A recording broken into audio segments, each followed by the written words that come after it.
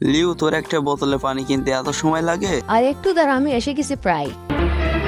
উফ, আরে সরি, আমি দেখতে পাইনি। ঠিক আছে, কোনো ব্যাপার না। তোমার জিনিসটা, এটা কি স্কুল বাস্কেটবল টিমে? আরে না নিয়ে চলে গেল। আরে তোমার জিনিসটা নিয়ে যাও। আরে না নিয়ে চলে গেল। ঠিক আছে, আমার কাছে থাক।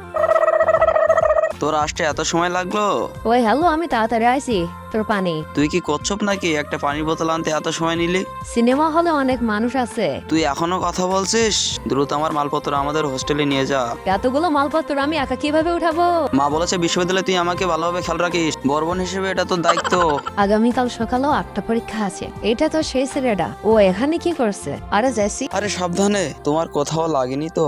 না লাগেনি, কিন্তু তুমি এখানে কি করছো? তুমি কি বাস্কেটবল টিমের হয়ে খেলা করো? হ্যাঁ, আমি খেলা করি, কিন্তু তুমি এখানে কি করো? আসলে তুমি ওই দিন ভুল করে এই জিনিসটা রেখে এসেছিলে। আসলে এটার আমার কোনো প্রয়োজন নেই, তোমার কাছে রেখে দাও। এরপরে কি হলো এটা দেখার আগে তুমি যদি বিশ্বাস করো মহানবুল আলামিন এই পৃথিবীর সর্বশক্তিমান, তাহলে একটা লাইক, একটা সাবস্ক্রাইব করে দাও। আর পার্ট 2 দেখতে চাইলে অবশ্যই কমেন্ট করো।